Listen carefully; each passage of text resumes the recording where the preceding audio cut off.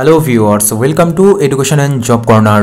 আজকে সেই দীর্ঘ প্রতীক্ষিত স্কুল সার্ভিস কমিশনের চাকরি বাতিল মামলাটি সুপ্রিম কোর্টে ১ নম্বর বেঞ্চে 10:30 থেকে শুরু হয়েছিল এবং সমস্ত পক্ষের কথা উনি শুনেছেন। প্রধান বিচারপতি সমস্ত পক্ষের কথা শুনেছেন। প্রথমে সরকার পক্ষ আর্গুমেন্ট করেছিলেন বিষয়টি এবং তারা বলেছেন যে আমরা সেগ্রিগেশন করতে রাজি আছি, সেই নিয়ে আর্গুমেন্ট হয় এবং মধ্যশিক্ষা পর্ষদের লয়াররাও কিন্তু ফ্রেশদের বা যোগ্য ক্যান্ডিডেটদের হয়ে বলেছেন এবং সেখানে বেশ কিছুটা পজিটিভ দিক উঠে এসেছে। এবার পরপর করে টেন্টেড নন টেন্টেড ক্যান্ডিডেটদের সমস্ত পক্ষ থেকে কথা শোনা হয়েছে। নন টেন্টেডদের পক্ষ থেকে জোরালো সওয়াল করা হয় এবং আর্গুমেন্ট পর্বটা জোরালোই হয় এবং সেখানে কিন্তু তিনি বিষয়টা মন দিয়ে শোনেন এবং বিষয়টি বোঝেন এবং সেই ক্ষেত্রে যেটা বোঝা যাচ্ছে যে আজকে তো কোনো সিদ্ধান্তে আসা যায়নি, কিন্তু আর্গুমেন্ট আজকে জোর কদমে চলেছে। সারাদিন ধরে শুনানি হয়েছে এবং সেখানেই কিন্তু বেশ কতগুলো গুরুত্বপূর্ণ বিষয় উঠে আসছেন এবং সেখানেই সেগ্রিগেশন পসিবল কি পসিবল না সেই বিষয় নিয়ে কিন্তু পরবর্তী দিন শুনানির ডেট ধার্য করা হয়েছে। আশা করছি পরবর্তী শুনানির ডেটে সেগ্রিগেশন কিভাবে হবে, পসিবল কি না, সব কিছু নিয়ে কিন্তু ডিসকাস হবে বা আর্গুমেন্ট হবে। তো সেই ক্ষেত্রে আজকে কোনো রকমের নির্দেশ দেওয়া হয়নি এবং 7ই জানুয়ারি এই মামলার পরবর্তী শুনানির ডেট রাখা হয়েছে। আগামী 7/1/2025 তারিখে এসএসসি 2016 চাকরি বাতিল মামলার পরবর্তী শুনানির ডেট রাখা হয়েছে। তবে শুনানি পর্ব চলাকালীন প্রথম থেকেই তিনি বেশ নেগেটিভ ছিলেন, মানে তিনি প্রত্যেকটা বিষয় নিয়ে প্রশ্ন করছিলেন। তবে পরপর আর্গুমেন্ট হওয়ার পরে তিনি বিষয়টা তার মাথায় পুরোপুরি ঢুকে গেছে, বিষয়টা কি করা উচিত এবং কি করা উচিত নয়।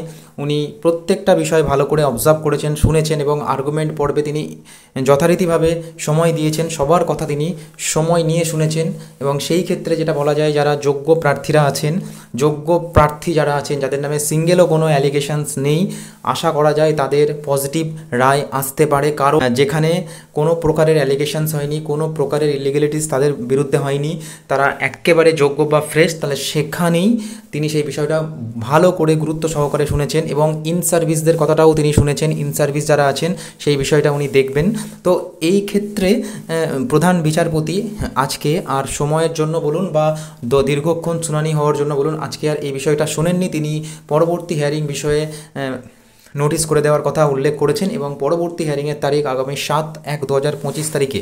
তো সেই ক্ষেত্রে কি হবে কি হবে না, কি হতে পারে, সমস্তটা কিন্তু তথ্য প্রমাণের উপর ভিত্তি করে তিনি এগোবেন। তো যারা যোগ্য প্রার্থীরা আছেন, যারা যোগ্যতার নিরিখে চাকরি পেয়েছেন, তারা মনোবল হারাবেন না, প্রস্তুত থাকতে হবে, তৈরি থাকতে হবে। কারণ কোর্ট রুমটাই সবথেকে গুরুত্বপূর্ণ বিষয়। বাইরে যতই আন্দোলন হোক না কেন, কোর্ট রুম হচ্ছে খুবই গুরুত্বপূর্ণ বিষয়। সেখানে উপযুক্ত প্রমাণ তথ্য সহ সমস্ত বিষয়টা তুলে ধরাটাই হচ্ছে সবচেয়ে গুরুত্বপূর্ণ বিষয়। তো সেইখানে আগামী 7ই জানুয়ারি কি হতে চলেছে সবটাই কিন্তু আর্গুমেন্ট পর্বের পরে সিদ্ধান্ত নেওয়া হবে। তবে আগামী 7/1/2025 তারিখে এখনও পর্যন্ত ফাইনাল জাজমেন্ট হবে কি না সেটা কিন্তু নিয়ে কোনো ইন্ডিকেশন দেওয়া হয়নি।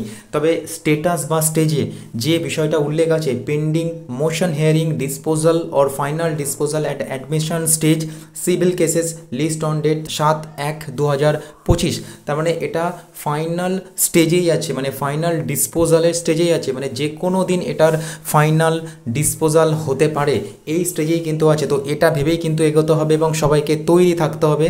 এখনই ভয় পাওয়ার মতো তেমন কোনো কারণ তৈরি হয়নি। কোর্ট রুমে বা কোর্টের মধ্যে অবশ্যই আর্গুমেন্ট পর্ব চলতে পারে এবং সব পক্ষের বক্তব্য অবশ্যই তারা তুলে ধরবেন। সে এবার কোনটা সঠিক কোনটা বেঠিক, মানা না মানা সম্পূর্ণটা কিন্তু প্রধান বিচারপতির ওপর নির্ভর করছে। তো এখন আগামী 7/1/2025 তারিখের জন্য সবাইকে অপেক্ষা করতে হবে এবং পরবর্তী কি গুরুত্বপূর্ণ আপডেট আসতে পারে সেটার জন্য চ্যানেলটির সঙ্গে জুড়ে থাকতে হবে। ধন্যবাদ।